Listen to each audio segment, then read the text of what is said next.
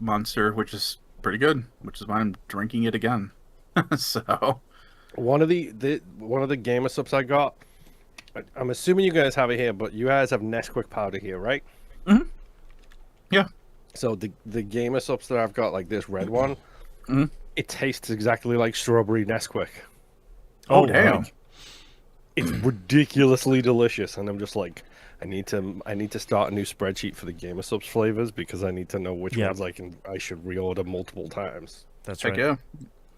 Not this happy juice, which just tastes like honey, like too strongly of honey, like not nice honey, just gross honey. Maybe cut down. Well, excuse me. Is it taste like a ton of honey because you need to cut back on the amount of powder that you put into it, or is it just no matter what, No, it just tastes like a it's ton of just honey? super strong. Okay. I use less powder than they recommend, no matter what. So like in one of these cups, it's supposed to be like 2.5 scoops, I think. I put 1 scoop in every time. Yeah. Okay. And it's just too yuck. Like it's fine, but the thing is, I made the mistake of buying 2 of them because I didn't realize I'd ordered them. I'd ordered it before, so now I just cut it with other things. So like, I've got grandma's ashes, which is peach, and I put a little bit of I put a grandma's ashes in, and then I put happy juice in, and I get honey peach, which is actually pretty nice. There you go. And That's if what. I use it Why with are you my- telling us this? Where's the fucking Excel sheet for this? I'm building it. And if I cross my happy juice with Plowed and Proud, which is an apple flavored, You get like a that honey is crisp. also pretty delicious. It actually cuts some of the sharpness out of the apples, which I'm kind of pleased with. Okay. And now I'm excited for you to share the spreadsheet of like, here's my rankings, and then on the other sheet is all of the formulas. The Well, concoctions. I have that. That's right. I literally have it for creamers. Like I have a spreadsheet for coffee creamers, which I like and which I don't like, because I'll be like, did I have that one before? I don't know. And then I have to reference the spreadsheet to be like, no, I don't like that one. Irish cream is not a good flavored coffee creamer over here in America. Yeah, But like that's not surprising. right here, for example, I've got copium, which I'm really looking forward to cracking into to seeing what copium tastes like. Uh-huh. Tastes like pure sunshine. Yeah. Who knows? All right, are you guys ready to get started? Yeah. Sure. All right, let's get started in 3, 2, 1. Welcome to a brand new episode of That Video Game Podcast, aka TVGP. I'm your host, Boston. Joining me as always is Moonpier. I almost stopped my recording because you were doing the let's get started and did a countdown. Yep, that's how we're going. That's how we're doing this week. How are you doing this week, Nimp? I'm here. Yep. Ditto. Here in body, but not in spirit. Hopefully we can see your body and spirit over on our Patreon page, patreon.com/E1M1 or E1M1.cash. Are you suggesting the ones and numbers, by the way? Are you suggesting that they show us their bodies on the Patreon page? No. Just thinking that, harkening back what to he our said, Olympics coverage just That's now. right. If you want to know where that's coming from, you can listen to the weekly Outcast, the uncensored exclusive episode where we talk about all of the stuff that's going on in our life, like funnels, touchscreens, oil changes, fun facts, the Olympics in a way that you have never seen them before. All of that over there in the Outcast. You get early access to We Were Like It and Critical Misses. You get exclusive access at the $5 tier or higher to the Critical Misses production meeting. And the Wayward Sons Supernatural TV show watchcast. The Moon and Nimp are going through all of that and more. E1M1.cash or patreon.com/E1M1. The ones and numbers. All right, we have a lot of stuff to talk about this week. So, Moon, what's the points update, the score up, the gamer score update? And what have you been playing this past 7, week? 4, 8, 6, 9, 5. Okay. Nice.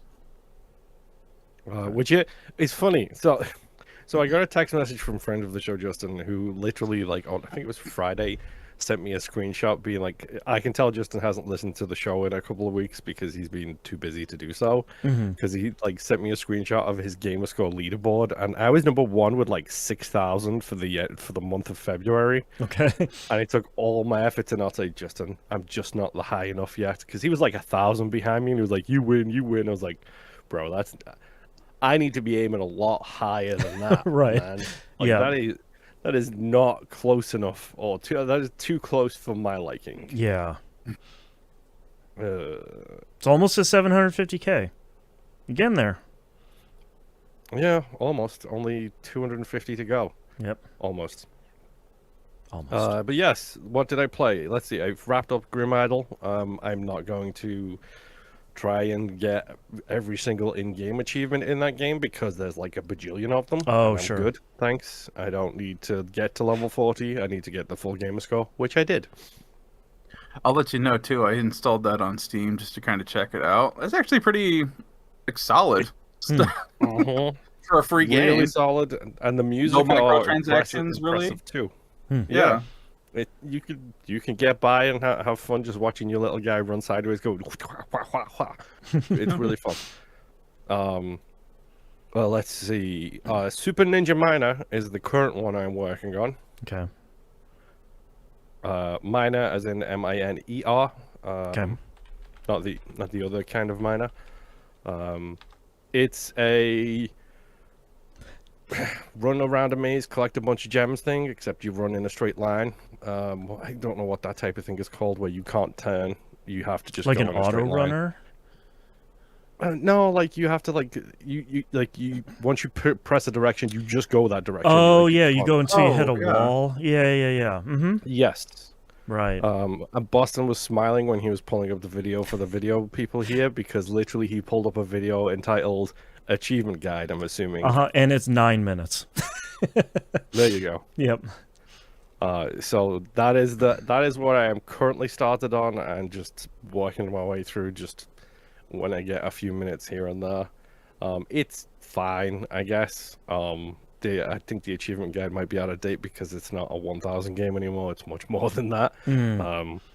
But I don't really care. It's something I'm just taking away at when I have a few minutes here and there. Yeah. Another quote unquote quick gamer score game that I'm playing is Touchdown Pinball. Touchdown. There is Pinball. an entire series of these types of games. Okay. There is Soccer Pinball, Dinosaur Pinball. I am playing Touchdown Pinball. Okay. They're all standalone games, it looks like. Maybe don't buy these if you like pinball games. Okay. Put that on the box. Like, number one, it is a pinball game, so it's like, I think they were like $5. I don't know how much I paid for it, probably 20 cents because I have a habit of doing that.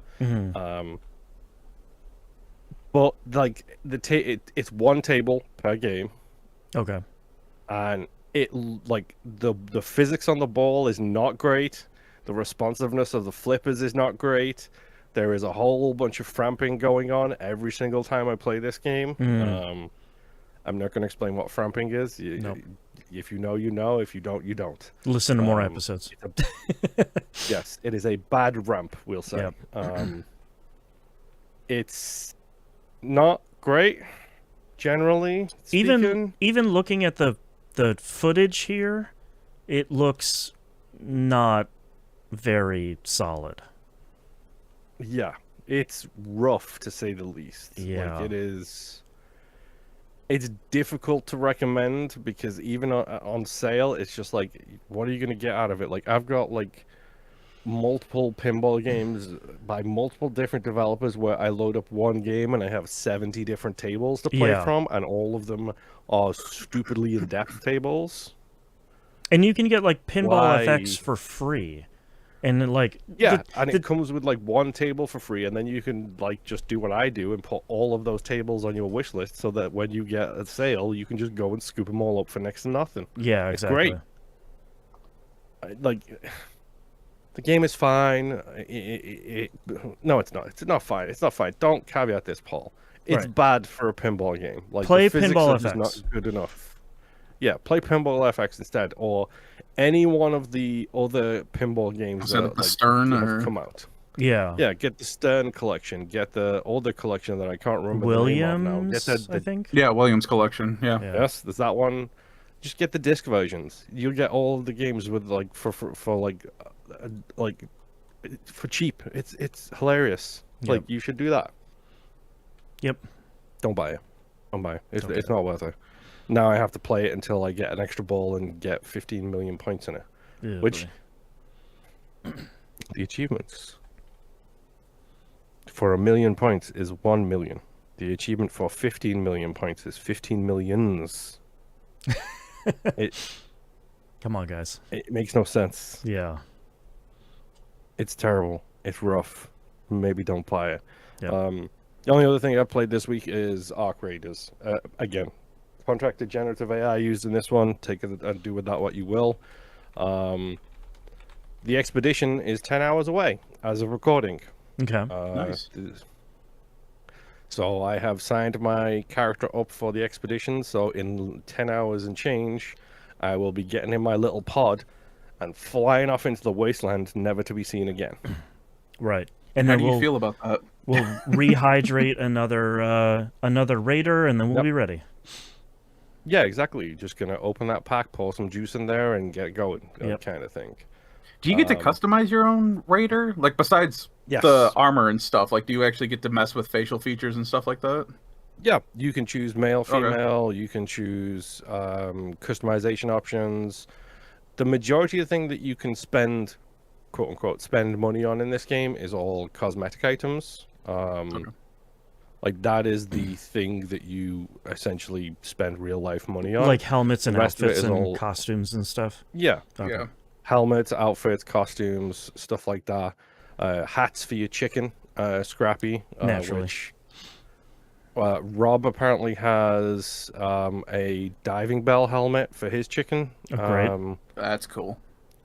And apparently when the chicken makes chicken noises, it echoes inside of there. And Great.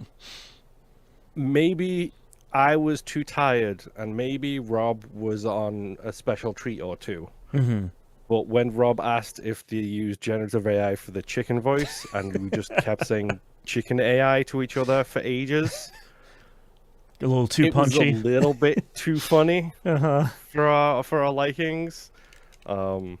You know, those are the best I- kinds where it's like someone says something, you're like, that's stupid. And then someone else says it, and then it just keeps evolving. It just gets for dumber. no reason. Uh-huh. Yeah. Yep. Yeah, evolving or apparently- devolving, one or the other. Mhm.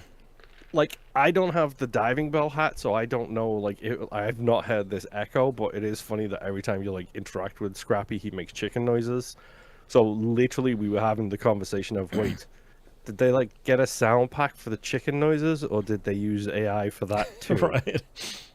Because at this point, you can't trust the company to not use Right. AI for chicken voices. And That's the Scrappy's over problem. there. Yeah, exactly. Collecting all those plastic parts and fabrics and seeds for me that I desperately need. Yeah. So part of the prestige process is your stash, because this is the first time I've done it. You build the pod that's going to shoot you off into the wasteland. Mm. And then at the end of the expedition time frame, it basically gives you like, I think, 4 days. You sign up for the expedition, you confirm that you're going to go, then that's it. You're going no matter what. Like, it pops up with a message saying, hey, no backsies. Right. This is 100% happening. Point of no Like, return. Once you click, yes. And then it's like, okay, now that you've confirmed to go, your stash value is this much. You will get 5 bonus skill points if you can get it to this much. Oh, okay. So it's, I think, 3 million credits. It gets you 5 bonus skill points. Okay. Right now, I'm at 2.7 million credits. So I'm right on the cusp of getting my 5th bonus skill point. Along with that, I do get a permanent bonus of additional stash spaces. And something else permanently, which I can't remember. I do get a new Scrappy hat and a new outfit as part of doing it. And then I get temporary buffs, which is plus 10% experience points, plus 9% Scrappy rewards, Oh, wow. and plus 10% repair progress. So normally if That you can help hit you get repair back on into the game something, faster. yeah, normally if you repair something, it repairs 50%. Whatever you repair it with, it's 50%. Okay. So because I'll be doing my first expedition, now it'll do 60%. instead of the 50. Okay. And does it tell you all of this in game when you go to like the prestige area of like, here's how much Yes. you have, here's what you'll get, and the next tier is this much money and Yes. that. So, Okay. yeah, exactly. So if I go into the expedition screen now, it just says you've been signed up to leave, and then it's got basically in increments of I think 600,000. It's like 600,000, 1.2, 2.4, 3 million, whatever. Okay. It's like these are how many skill points you will get. Gotcha. Based on your value of your stash and your loadout. I'm glad So I it need tells to you be in over game. 3 million. Yes. And then they have another thing too, which is if you... It's a catch-up mechanic. So if, let's say, for example, I stopped at 2.7 million and I didn't make it to 3 by tonight, which I might not do. Who knows? Mm-hmm. Next time the expedition rolls out, if I get to the 3 million, then I only need to get 300,000 more, and I'll get that bonus skill point that I missed out on because I didn't have the money. Oh, that's great. Okay, wow, nice. All right. So it gives you like a catch-up way of Yeah. doing it if you happen to miss the opportunities to do that. But it's based on your how many times you've sent somebody on the expedition, essentially. So here's my question about the prestiging stuff, and this seems to be a thing that is kind of common across a bunch of extraction shooters, is the idea of like a seasonal wipe or seasonal reset. Does it seem like when Arc Raiders is going to move from season 1 to season 2, because I believe you guys are still in season 1, right? I think so. I think I think it's actually just started. I think this just started with season 2 because we got a brand new deck to unlock, which is the War Bonds equivalent for this from Divers. So they literally just released another one of those. Is there like a seasonal wipe? You hear that all the time in Tarkov of like, we're moving from season X to season Y, and everything you had, your vault, your items, your reputation, your upgrades, all of that is wiped? No, it keeps all of your stuff persists. Never wipes. Unless you prestige, and then yes, that's unless your you kind choose to go on the expedition, then everything stays the same. Like interesting. You keep your loot, your blueprints, your quests, all of that kind of stuff is saved. That's cool. And people have been complaining about the quest reset, but I think the quest reset is actually useful because when you reset, you'll get the starter quests again, which is a very quick way of building up a bit of inventory and a bit of loot kind of thing. Right. That makes sense. So, like, I don't like the fact that people are complaining about that, but it's like, whatever. Like, well, you have a new raider. Like, you need to get them back up to snuff. Yes. And, like, it makes sense, like, logically speaking, from, like, in-game. So, I don't know. It's been really fun so far. Like, I'm doing this mostly as an experiment because I know friend of the show Rob is not going to do this. But I will say, like, it's been really friendly, and I don't know if they didn't, if part of the seasonal update was they kept like the matchmaking history that they had, like, because one of the things that happens in the end of matches screen when like you go back to your base or whatever, it shows you a list of all the interactions you had when you were near someone, when you talked to somebody, when you danced with somebody, did damage or took damage. Like, it shows all of that. So I think that's how they gather the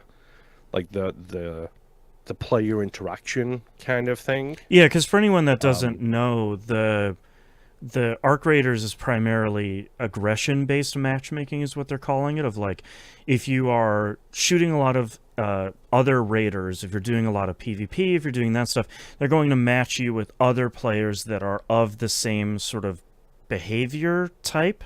But if you're in there for mostly PvE, if you're helping a bunch of people, if you're like rezzing random raiders, if you're doing all the kind of like community building stuff, then you're going to be allegedly matching with people that are of a similar game type or game's play style. Yes, which I have found quite a bit.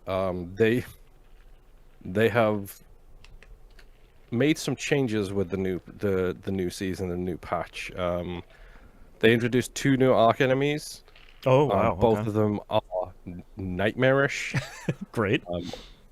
One of them is essentially like a rolly ball who explodes, except we've already got them in the game, except this one now has armor in it. Oh. And it will mess you up real quickly. And the second one's just a hover drone that has a flamethrower instead of a gun. Because, you know, Great. How there's dare you? nothing terrifying about that. Yeah. Not in the slightest. We're still trying to figure out how to deal with those most effectively. Like, we've got pretty much all of the other arc down, even the big boys. Like, the only ones I'm not sure on is, like, the Harvester, the Queen, the Matriarch, because those are nasty, big, monstrous enemies. Are those like the biggest of the big? It's so that you can interact with, yes. I don't know if this is new, but they added giant arc off the map where you can see them. Like kaiju sized? Yes. Oh. Like so the Queen is about the size of a building, like 2-3 story building, and she will happily walk over 2-3 story buildings to get you. When me and Rob went up against her as part of the Trials quest that we had a couple of weeks ago, I fired a grenade launcher at her from across the map because there was an achievement for hitting someone 250 meters away. So I was like, that's fine. I'm just going to shoot this grenade at this Queen, who is literally like 700 meters away. It hit, I got the XP notification, and I got my achievement. Within about 4 seconds, the Queen is on us, and we are in the middle of nowhere because I'm a moron. So at that point, it becomes we need to run and hide and kind of get indoors situation. Right. Looking at these things that are off the map, they're about 5 to 6 times the size of the Queen. Oh, jeez. Okay. So I'm very curious to see what they are and eventually when and if they are going to make it into the game kind of thing. Because if they do, it's going to be interesting to try and deal with whatever they are. Because it feels like I'm fighting Metal Gears. Bring it back around to the pre-show again. Like that's right. That's how it feels. I was just sitting here thinking it'd be really cool if they get them to fight, and you're out there trying to grab scrap that's fallen off of them while being attacked by everything. Yeah, exactly. So, I really want to do a test because there's a thing called a lure grenade, which the Ark will go to. Now, one of the problems with fighting the Queen is she always has a friendly Rocketeer right around the corner. And the Rocketeers that will mess you up real bad. I want to know if I throw a lure grenade on top of the Queen, will the Rocketeer just shoot at her until it's dead and do damage to her? Right. Like, I would like to know that at least, and then who knows if that is a successful mission? Then great, do damage to the Queen that way. But they did redo a bunch of the blueprints. They added additional things for the blueprints, like the wolf pack that we talked about previously. By the way, Nimp, it is named after that bad boy back there. Nice. Okay, nice. So they literally named the wolf pack rounds after the Galahorn. Nice. They have confirmed that it's named after the Galahorn as well. Because it's the only thing in recent history that's ever used that terminology, so... They changed the blueprint for it, so now you need Rocketeer parts to craft it. Oh boy. And Rocketeers take 2 wolf packs to take down, so... Okay. Oh, chicken and egg. Full circle. Yes. Essentially, yes. So there's... With the exception of my suicidally stupid way of doing things, which is I'm just going to stun them, then climb on top of them, and then put a deadline on them. Like, that's the way I kill the Rocketeers, because I'm an idiot, and I like jumping off buildings and landing on flying things. It makes it very difficult now to make wolf packs. Like, everything's... All of the big things crafting cost has gone up, and I'm fine with that, because they were too cheap.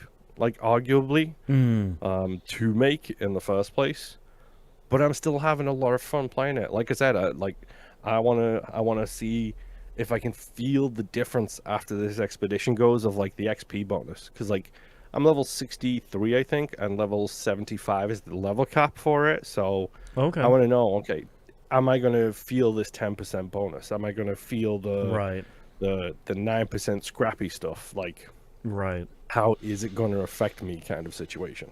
But I don't know. I like this game. It's dumb. It's fun. I have questions for Boston on something he played this week in a similar vein. But that is all I have been playing. Mr. Nim, take us away. Nice. First game I want to talk about is going to be super brief. I did play a very little bit of Legend of Heroes Beyond the Horizon. Excuse me. This game is not clicking with me right now, only because it hasn't been that long since I've beaten Daybreak 2, so I just need a little bit of a break, because I'm still in the lore dump beginning. Sure. So I'm like, alright, cool. Just touching it here and there. But the next game that I'm going to talk about is the big one that has sucked me in quite a bit, and that is Star Trek Voyager Across the Unknown. And oh boy, This is the roguelike, right? I would call it a roguelike, but you two would be the better judge after Or at I least attempt like to explain run this. based. Yeah, it's definitely run based. I would right now, I actually, because I watched Boston play FTL earlier this week a little bit, it is similar in my mind to FTL in that it is very heavy in resource management. Okay. For anyone that has never touched Voyager or Star Trek in general, the Voyager Star Trek takes place mostly in the Alpha Quadrant. That's Earth, our solar system, everything, within our area of the Milky Way galaxy. The Delta Quadrant is on the complete opposite end of the galaxy, our galaxy, the Milky Way. It has not been explored. Technology has not reached that point where in the future the Federation can get that far. So the beginning plot of Voyager is that they're basically out to try to catch this group of rebels. It actually takes place off of DS9, and it actually starts stationed at DS9. Oh, Voyager is interesting. docked there. The whole thing is that there's a group called the Maquis. They are rebels that are fighting against the Cardassians, which is how this all wraps in with DS9. And Voyager is there as kind of like this peacekeeping thing of, okay, we're going to go get these rebels, and then we're going to bring them in, and then, they'll be brought to justice kind of thing. They go into the area called the Badlands. Science happens. They get shoved away out into the Delta Quadrant. And there's no feasible way for them to get back home besides point the ship roughly towards where Earth is and go. Right. And that is 75 light years away. Jeez, okay. Yeah. So you're looking at 75 years, and that's at maximum warp, which cannot be sustained. So even if they could do maximum warp constantly, that's 75 years of journeying at light speed. So that's Voyager. How this turns into basically a resource management game is, while it gets thrown over there, the ship is like badly damaged. So you have to go through and repair everything. You have to take care of your crew. I had posted a joke in Discord about someone needing to make Space Ozempic because these guys are constantly hungry. Right. That is a thing. Let me pull up some pictures here, because I took a bunch of pictures, because there's like so many systems that you are messing with in this game. It's almost kind of a lot, and I've missed a couple things here and there not paying attention. I will say, starting out, there is no voice acting through most of the game. Every time you start a new sector or a chapter, basically, either the actor of Tuvok or the actor of Tom Paris, they read like basically a paragraph or two, kind of introducing the setup for that chapter or sector. And then that is like the only voice acting that you get. Everything else you read. Everything else is kind of like stills. Or you do have like some characters kind of standing around. This is a $40 video game. All right. I have very, very mild standards for this. I consider this to be a budget game because of the price tag. Yeah. I am completely fine with the way this game looks and the fact that I have to read it. I kind of treat it as like a light novel in a way. Well, and sort of like if anyone's has played Citizen Sleeper, it seems like it's a lot of that of like, we're going to go do a mission, we're going to have some roles and decisions and things like this crew member is going to be better at this and this crew member is going to be better at that, and who are you going to use to do the activity for this decision. Yeah. Right. So this does follow all 7 seasons of Voyager so far. Oh, wow. However, they have several what-if scenarios. Oh, okay. I have already technically beaten this game because in the pilot episode, you find out, the pilot episode of the actual series, you find out that you have been brought to the Delta Quadrant by a being called the Caretaker. Mm-hmm. And they are dying. They cannot send you back home. So that is what starts the journey of them going back home. The voyage, if you will. Anyway, it came into my head and I had to say it. That's right. So I actually, at the beginning, strong-armed him to send us back. And so we were back at Earth. Game ends, you get credits, I unlocked a trophy. There you go. And then the game is like, okay, but you know this isn't how the journey ended. So Sure, you fair. can pull back up. They basically had said, yeah, you've beaten the game. Here's your credits. However, there is obviously more to the game. Load back up your save file kind of thing. It's like, all right, cool. Continuing on with how it actually works out, you destroy the array that could send you back home because of reasons. Mm-hmm. And now you continue your journey. The way the game plays out is there's several instances that you're kind of messed with. The first is the resource management section. You are looking at a map of the system that you're in, the star system that you're in.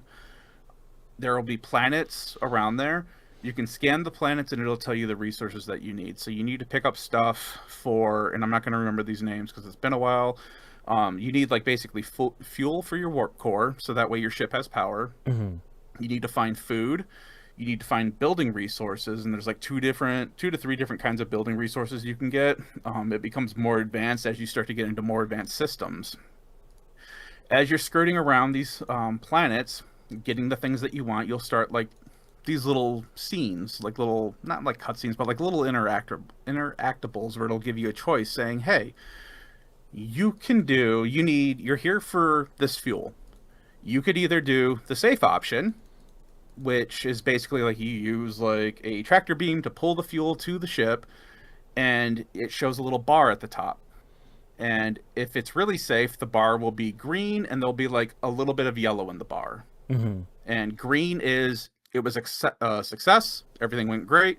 Yellow is it was average success, which means you may get a little bit less than what was than what was displayed there. But it's not a bad outcome. No. Right. But then the next option that you could do, depending on the systems and stuff that you have built, is you may see that there's dark green, green, yellow, orange, and red. Mm. Red is bad. Right. You don't ever want red. That means people died.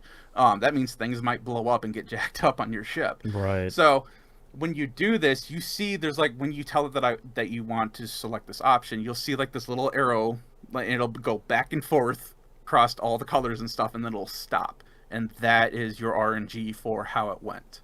Ah, gotcha. Okay. So again, the more riskier it is, sometimes you get more of the item that you're trying to get. Sometimes you get an additional item. Sometimes you get a benefit, like an added crew member that can be allocated somewhere else on the ship. Mm-hmm. It's like, all right, cool. So that is the overview of a quick and dirty overview of the resource management. When you go into your ship, you basically get the Fallout Shelter experience. What I was thinking about watching this trailer is like, yeah, that looks like XCOM, please. Yeah, Thank you. Or XCOM, XCOM. Fallout Yep, Shelter, however, like that yep. that side view, kind of like cut Yes. sort of view. So what is happening with your ship? Like I had mentioned, your ship is badly damaged when you start out. So you only have like a few areas that are currently working. And with the materials and stuff that you were trying to gather, you're trying to repair the areas within the ship. So the first thing that you have to do is you need life support. You're in space. So you have to, each deck has a section for life support, and you have to go in and repair them. Mm. I am, 6 or 7 hours into this game. I have not repaired every deck. I'm close, but I have not repaired all of them. So that's kind of where I'm at with that.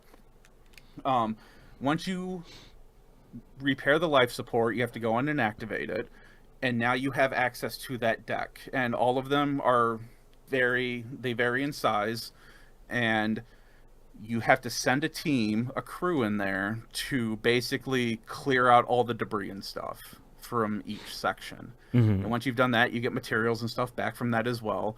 But now that you've cleared out an area, they are basically, if you think of them as like chunks, like little square chunks, certain sections are 2 square chunks, some are 3 square chunks, some are like 4. And depending on what you're trying to build will depend on what size you need. The immediate thing that you have to figure out is you have a crew, none of them have any place to sleep. This is impacting morale. They're basically sleeping in hallways. Oh, okay. So the first thing you really should be focusing on is trying to get emergency crew quarters built, which can house 12 people in each quarter. It takes electricity, so you have to be careful that you're not draining the warp core beyond the point that you're at now, because it's still early game. So you're trying to balance all this stuff. It's like, all right, cool. I need to get people into bunkers so that way my morale stops decreasing, because if your morale reaches 0, they mutiny, and it's an automatic game over. Oh, okay. So that's one game over state. At the point that I'm at now, I have a bunch of emergency bunks everywhere. I have a couple officer quarters that I've built, which houses less people, but it gives additional morale.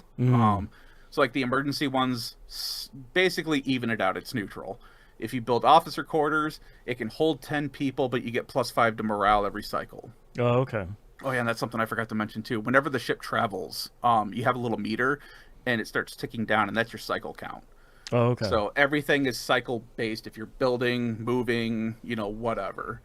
When you go into the ship part where you're building and stuff, the cycles stop. Even if you're mid movement, it'll stop. So that way you have time to look at everything and kind of gauge what you're doing. I currently have it set where I have my warp core upgraded to like level 3 or something like that. So I have a lot of energy that I put out. Like I said, I have like bunks and stuff set up for a bunch of people. I have 2 different hydroponics going right now, because food is another thing that you have to mess with. I have a cafeteria built for the most hall. It's basically the officer mess hall from the game, or from the TV show. And you can choose, there's 3 different levels of food you can give people. There's emergency rations, which takes a hit on morale. If you have hydroponics, or if you start gathering food from planets, you can choose to basically give them like natural food, which is the neutral option. Or you can give them premium rations, which means they're using the replicators, and that gives a +10 boost to morale.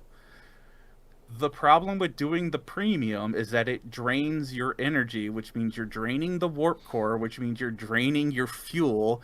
And the little cycle counter at the top, you can see if you switch it over to do premium, it drops quite a bit. Doing the natural food, I had a cycle time of 56 cycles before my warp core needed more fuel.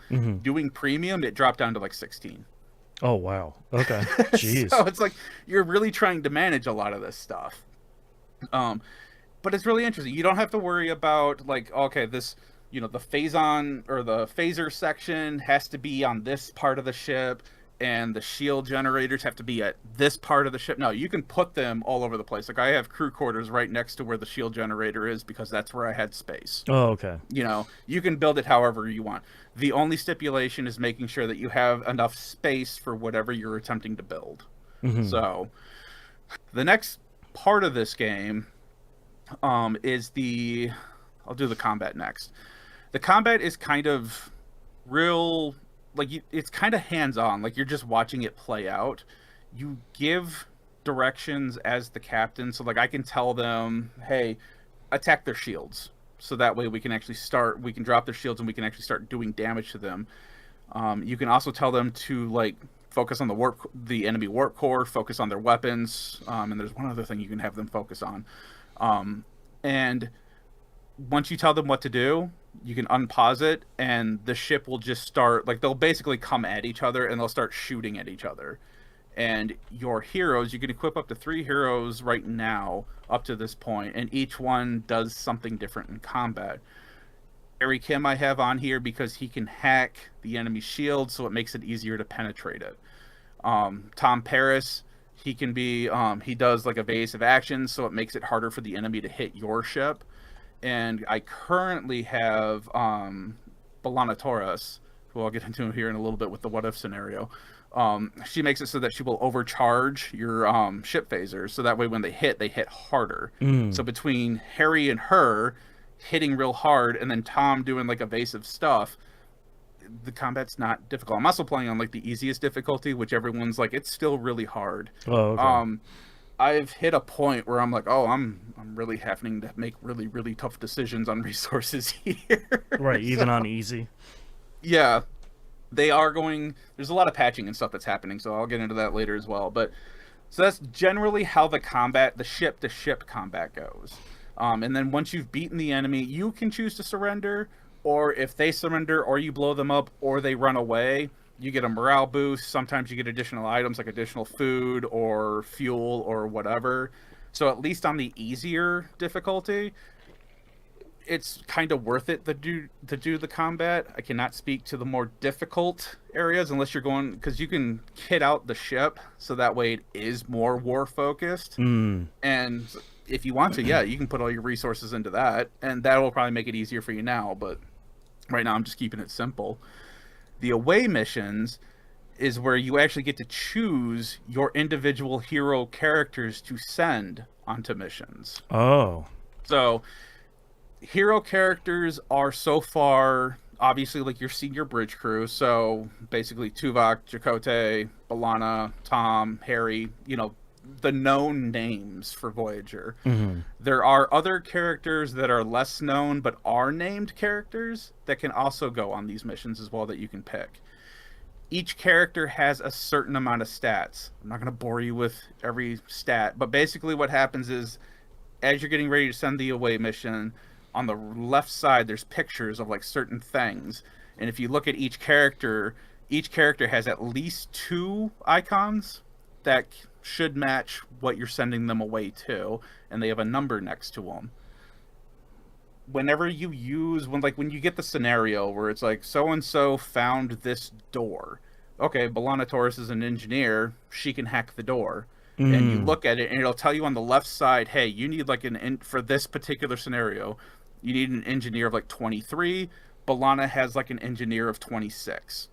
Okay. What that means for you is it will put that bar at the top, the colored bar again, and if you meet the conditions, that entire bar will be green, meaning that you won't fail it at all. Okay. If the character that you select for whatever that task is above it, you will start to see a yellow or like a gold part of the bar. That means that you've had like grand success. Okay. And you generally get something extra for completing that. If someone is below the minimum requirement, you can still use them, but now you have a red section, and depending on how far below they are, depends on how big that red section is. And So you're basically going if to it- roll the dice at that point of success or failure. And if it hits red, you failed. Could be anything. You could kill somebody on away missions. Oh, I okay. have not done it yet. I've been very successful in this so far. So that's kind of what you're looking at for the away missions. The characters do level up.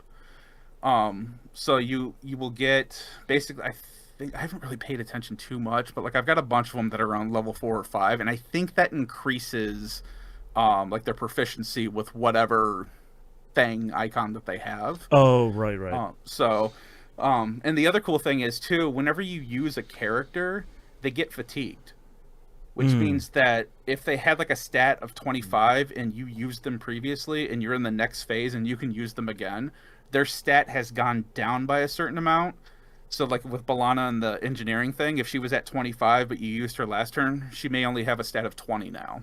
Oh, okay. Interesting. So, but she will recover if you stop using her. Like if I don't use her this turn, but then we come back to the next one, she isn't fatigued anymore. So they're only fatigued for like one round of choices. Gotcha. So, and you can double up depending on the choices and depending on the characters you brought. You could have all 3 characters be selected at once to get like a grand success kind of thing. So it's really up to you on how you deploy them. And that's In a very, very rough nutshell, Right. that's this game. Okay. With the what-if scenarios, there is actually one section in the beginning that I completely bypassed because I knew what was going to happen and I knew it was going to be a pain, so I just didn't even acknowledge the signal that I got for it. And I completely bypassed one whole thing, and my characters have already moved on, and that event will never happen for them. And that's great for me. I have a scenario, like I mentioned, with B'Elanna Torres. She is half human, half Klingon, and there is a section in the show where her Klingon DNA has been separated from her human DNA, and she is two completely different people now. One fully Klingon, one fully human.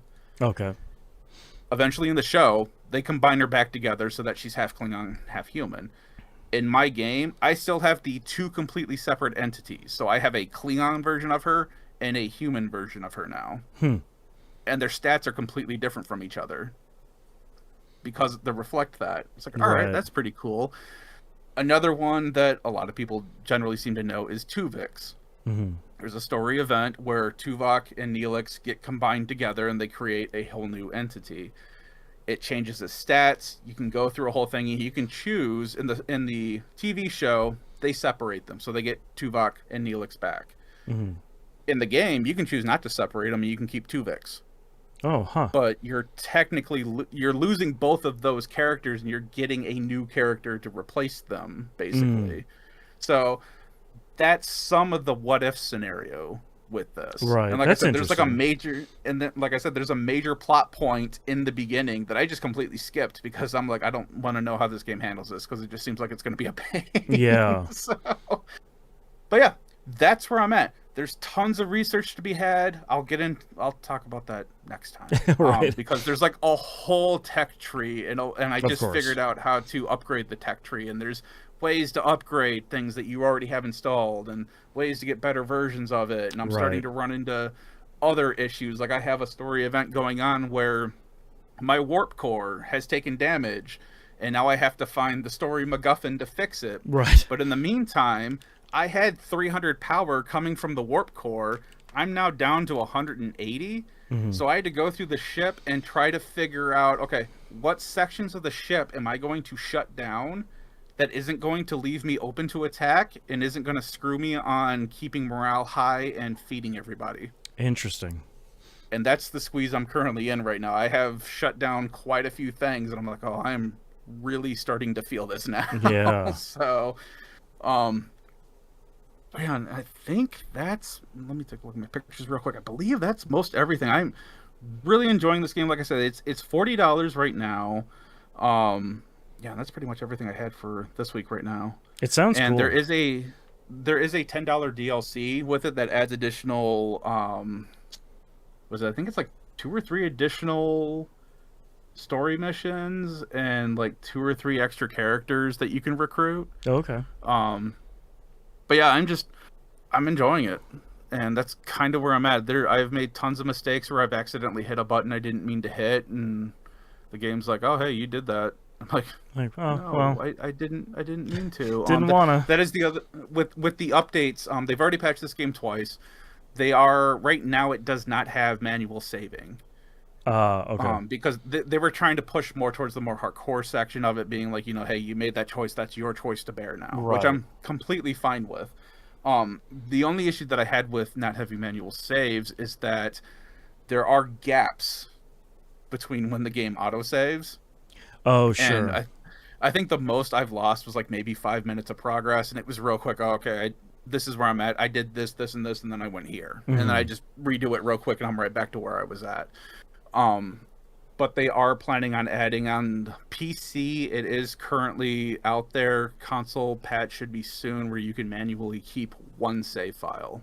Okay, that seems fair. And you just have to keep overwriting that. And I'm like, yeah, no, that's perfectly fine. That's exactly what I need, because there's times where I have to get up and go, Right. Boston finds out when we go to talk about my next game. Sometimes things happen and I just can't be there. Yep. Yeah. But yeah, it's a $40 game. It's a budget title. It looks really I'm cool. 100% enjoying it. That's so Star Trek Voyager Across the Unknown. Yep. Got it. So check it out. My last game, which is going to be my baton game, Mhm. is I played some of the marathon server, whatever they call it, Server Smash? Slam. Slam, yeah. The Marathon Server This Slam. was like a server test, right? Yeah. Yes, it's not the full game. There's one of the runner shells, which is like your playable classes, wasn't there, and one of the factions wasn't there, and two of the maps weren't there. So it really was like kind of a free demo, but also kind of a like a fairly extreme server test of like, hey, it's free, so like just everyone get in here and start hammering it. And Which it did really well. yeah, Out we of didn't. all the times. Out of all the times we played it, there was only 2 times that we kind of got like a blank screen, and it resolved itself after like a few seconds. Yeah, it was like a so- longer load. We didn't. No matter when Yeah. I played, I didn't run into any queues. We didn't run into any lag, any like matches where it kicked us out in the middle of it or anything. Like we didn't run into anything during it. It's like it's just always been there in a weird way. Yeah, it was pretty impressive. But I think so. For anyone that hasn't seen Marathon, it's a extraction shooter. You know, we were just talking about Arc Raiders. It's a very similar. It's in the same vein as Arc Raiders. I think the thing that was really interesting for me, seeing a lot of Arc Raiders stuff, and you know, we've talked about it on the show here for last couple of weeks, month or so, is I feel like when you look at extraction shooters, the sort of excluding the genesis of it, which is Division 1's God, Dark Zone. what was the Dark Zone. well, no, Dark Zone sort of like started it, but the snowy survival thing, Oh yeah, what whatever was that that called? whatever that one was called, that was really the genesis of the extraction shooter genre. And like Escape from Tarkov was the real big thing, and to me, I have It was never just survival. survival. Okay. Was there survival? Okay. To me, I've never been brave enough to try Escape from Tarkov. From the outside looking in, Tarkov has always seemed like the most extreme end of the extraction shooter genre. Like, it's the most hardcore, it's the least forgiving, it's the most kind of mean seeming, you know, it's the most everything. And on the other end of the spectrum, before anyone gets upset, this isn't bad, on something that's more accessible, I see Arc Raiders on that end of like, it's less PvP focused, it's like we were just talking about, there's no seasonal wipes, there's no like regular wipes, you don't have to do the like prestiging thing. So it seems like a more kind of accessible version of the genre. I think Marathon sits right in the middle there. It doesn't feel or present itself as nearly as hardcore as Escape from Tarkov is, but it still seems more, at least in the Server Slam, more PvP focused and more like if you get a like 50-50 ratio of successfully exfiltrating versus dying in a run, you're really good. Like our ratio of successfully exfilling versus dying, the dying was the vast majority of the time.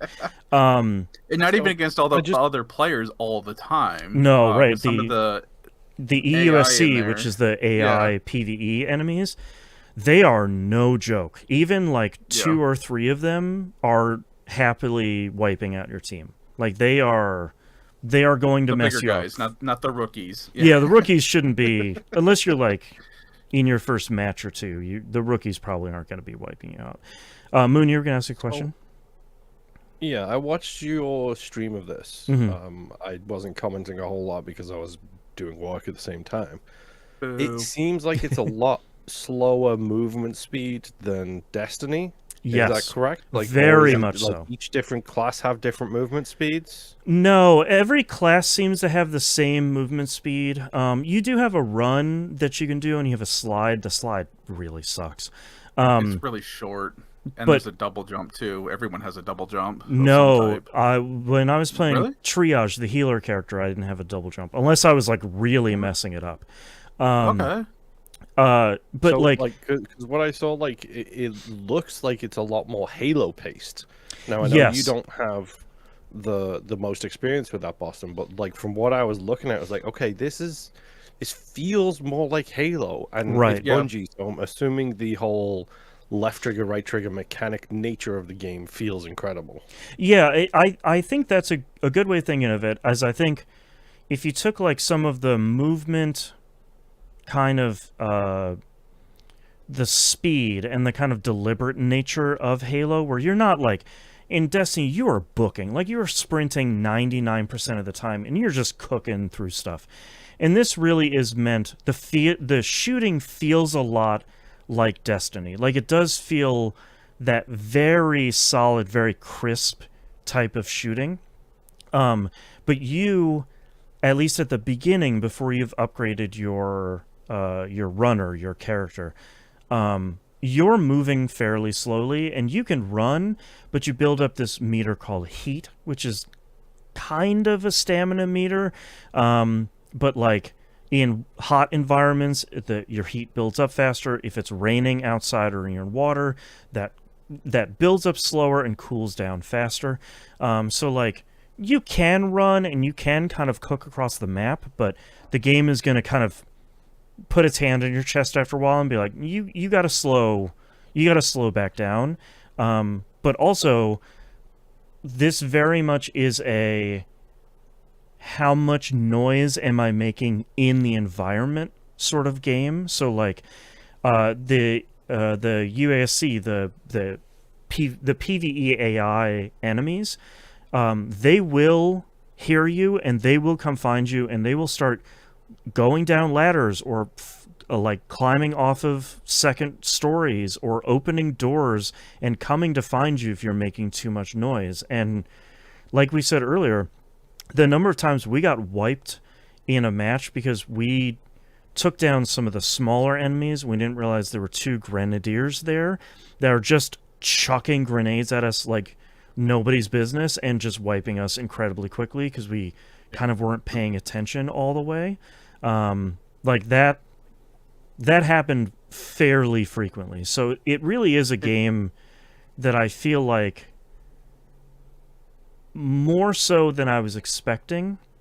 It really does feel like a game where it's like, yeah, you're really trying to keep in mind how much noise you're making and how much kind of stuff you're doing in the environment. Not only for the PvP part, but also the PvE part. And a lot of it too, we were discussing, especially when you're within a building. We were all playing with headsets, and we were discussing about how it's constantly, I can hear something, I have no clue where it's at. Yeah, and I don't know what it is either. Yeah, exactly. Yeah. And a lot of us, some of like the bigger units don't sound any louder than like the smaller units, and sometimes there's something just making a ton of noise and you're like, what is this? What's like clomping around up there? And you go, oh, it's a big shield dude. Yeah, and the funny thing is the way that they try to find you, because I know in the video you have up, I think, was that the one where I took out like 5 of them back to back? I think so, yeah. Because there was like a ladder in an area that none of us knew was there, and they would just keep showing up, and we're like, where are they coming from? That's right. And that's really interesting too, because I played, Nimp, Bill, and I played on the night it launched, and then Nimp, Feyre, and I played yesterday on Saturday, because I really wanted to see, all right, on a weekend day when everybody, most people should be off work and most people have time. It was only a 20 gig download, so like it was fairly quick to grab it and get in. When there's the chance for the most people to hop in, how did it seem? Again, we didn't run in anything. But on Friday morning, I played a bunch of solo stuff. I also played Rook, which we'll talk about here in a minute. And solo, there are two queues. Solo queue, which kind of has two variants. Either you can turn off group fill, so you can just go in as a solo player. That will only match you against other solo players. So it will be a match of like you and like 5 or so other players that are also playing solo. But it does not decrease the amount of PvE enemies. So you're still going to get a lot of PvE enemies on the map, but you don't have 2 friends with you to like team shoot a bunch of enemies. Or you can do like squad fill, so it just brings 2 people in the party for you. Playing solo in this game was some of the most stressful stuff I've played in a really long time. It was me like crouched down trying to silently move, and I'm like opening a door and like going in. You have those like dust flap, those like plastic dust flaps. I'm like walking through them and like shut up. Okay, hold on. No one heard me. All right, let's go. And like silently taking down the UASC enemies as I can find them and avoiding fights more than I was starting or getting into fights than a lot of the like trios stuff we were playing. It's much harder to play solo, which I really appreciate. It wasn't like, yeah, man, you can play it, we're calibrating the map or something. It's like, no, if you really want the challenge, you can go do a solos match and good luck, because we're not taking it any easier on you. They don't have any duos in the game quite yet, which I'm hoping, like Arc, that they'll put in after release, because I think that's a really underserved thing of like, yeah, it's me and a friend and we're on Discord, and I don't want to bring another person and use prox chat. I just want my friend and I to just kind of like play the game together for a while, but not fit. Duos, the microphone side of Arc is incredible. Like when we use in-game chat now, we don't use party chat, we use in-game chat, because when you are it has different options.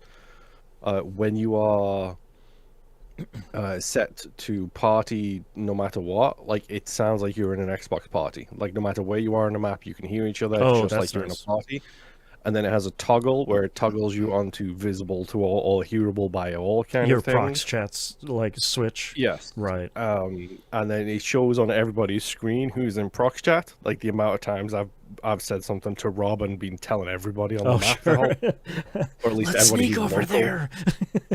I had proximity chat off while we were playing because we were going to be using Discord, but I didn't hear any of the other runners at all on the map, so I don't know if that shuts it off for everything. Well, so there was a problem for a couple of days during the beginning of the service lane where prox chat wasn't working correctly, seemingly on all platforms. They patched it, I think, on Friday.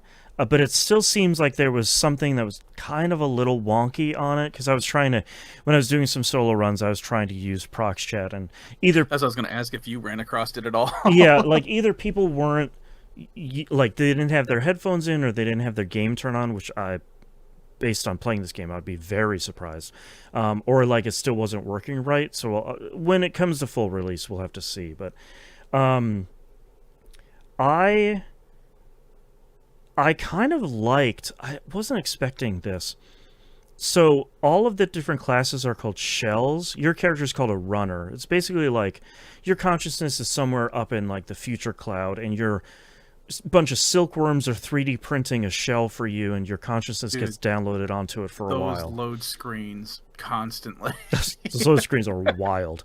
I'm sorry, did you just say silkworms are 3D printing? Yes, that's silkworms 3D print runner shells. And basically you're looking to loot / find out what happened on Tau Ceti 4 after seemingly something happened on the planet's surface and everybody's dead that was there. The only thing you sort of get is like the colonists decided to focus on expansion rather than survival at their cost. Like that's kind of one of the like loading menus you get every once in a while. I actually really liked the runner shells, because each one is like, I played triage a lot, which is kind of your healing class. Your ultimate ability is like a at range revive. So you kind of like shoot out these wires out of you, and it revives your party members immediately instead of having to run up to their corpse or their like leftover bag and spend a long time reviving them. You also have your healing drone. I call it Squish. Your favorite little buddy. Yeah, my favorite little buddy that goes out and heals people's health and their shields as well.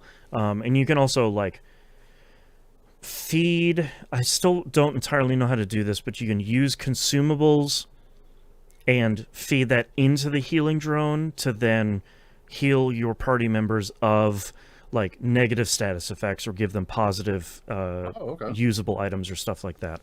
So like I played like that. I think a bunch of us were playing as the big like digital shield guy. I think you played as that class a bunch, Nimp. I did for a little bit, and then I switched over to whatever the assault one was, because that one had like an arm cannon as one of its abilities, and its major ability was that you can basically go into overdrive and increase your movement speed, which also increased the charge speed of the arm cannon, I was finding out. Oh, interesting. But the arm cannon was super interesting because you can choose to either hit, was it L1? Yeah, L1. And you can either just shoot it off, or you can hold it and charge it. And it's basically the difference between Samus's arm cannon, where it's like, do you want the weak quick shot, or do you want the supercharge that basically blows everything up? Right. And that supercharge has come in clutch a couple of times, and it caused mass chaos in a couple of rooms when I fired that thing off. It was also very helpful. I don't know if they'll change this at all, but ammo seems to be extremely scarce in this game. So there was a lot of times where I was relying on that arm to help out. Yeah, Marathon's really interesting because I think the two of the biggest complaints you hear, the first one I think is ridiculous. A lot of people complaining that they can't make sense of the UI. You literally just have to read it. Like, it's everything is on the screen. If you don't understand what a screen means, in the bottom right-hand side of the corner, there's a question mark. You click on that, it pops up a full-page description of exactly what that screen means, like the very screen you're looking at throughout the entire game. Also, to be fair, though, your first time seeing the screen, you probably will be a little confused. It's going to take you a minute, because like it's really interesting because when you look at what Destiny 2 looks like right now, especially with the Portal interface, people have been calling it like the Roku interface, which I disagree with. I think that's a little bit too mean. But like it is a familiar looking interface to a lot of other things you see in other games. When you open up Marathon for the first time and you look at it, you're like, okay, this is a lot of options. It's not Apex Legends interface. As much as it might look like it at first blush, there's kind of a lot going on. There's some like redundant menus, like the loadout menu and the armory menu, or the loadout menu and the vault menu probably don't need to be separate. I'm sure there is a reason it is. I don't understand why that is at the moment. So like there is kind of a lot, but like if you just spend a minute with it, you're like, oh okay, that's, if you read the pop-up where it's like, okay, here's an item. Do you want it to go in your vault? Do you want to go to your backpack? Do you want to equip it? All three of those are different buttons. It's like, oh, okay, well that makes sense. Like, just the thing with Marathon is like, overall, you just have to spend a little bit of time with it. You can't do the tutorial, which is like 5 minutes long. If you've ever played literally any first-person shooter in the last 10-15 years, the tutorial is not teaching you anything new. But like, you need to go through a couple of matches. You need to spend a little bit of time with it, and then it will start clicking with you, and you'll start learning. Oftentimes, through dying and losing all of your gear, you'll go, oh, okay, hacking that storage container actually brings like 10 UESC on top of me. Now I know that. I am not going to make that choice again. Or unless, we actually have... You're prepared for it. Yeah, we're prepared and all of us have ammo. I agree, the ammo... There's like... ammo isn't overwhelmingly scarce, but I think when we were playing, there's a lot of times we're sort of like, okay, we got in a fight with UESC, which, sure, we probably could have avoided. We probably could have tried to go quiet and use our knives against it and like melee kill them.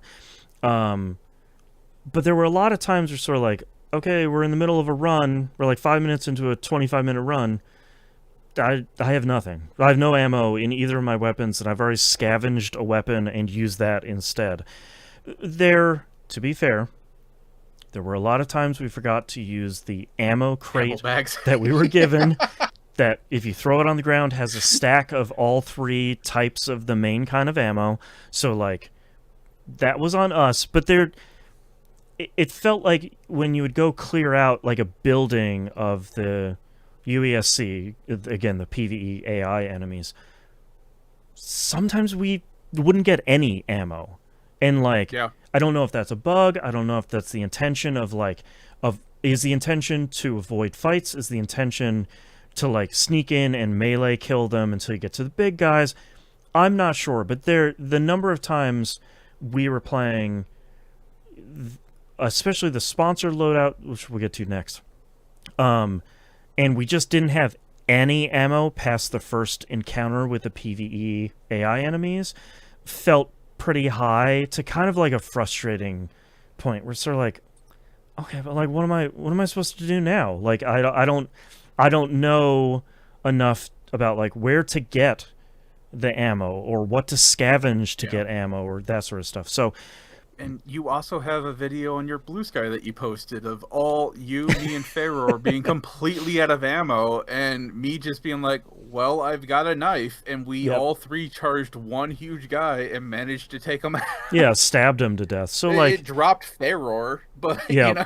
So, like, I'm curious to see in the final release, is upgrading your character via the faction skill trees, does that make that easier? Do I not know the right places to scavenge for ammo? Am I not looking for the right places in buildings? You know, like, is it game knowledge? Is it a bug? Is it a design choice? I kind of don't know at the point. Should you be relying more on your abilities? Which exactly. For me would be fine, but like for you wouldn't mean anything because you have a support droid. Yeah, I can't heal them to death. So like, yeah. The one thing that I think is really interesting that reminded me, there's one thing that they carried over from Arc Raiders, and if this is done in other extraction shooters, I don't know, so apologies in advance. And one thing they didn't carry over from Arc Raiders that I was surprised about, one thing they didn't carry over is the safe pocket from Arc Raiders. There is no safe pocket in this game whatsoever. It does not seem to be one in the upgradable skill trees for each faction. You bring what you bring, and if you lose it, you lose it.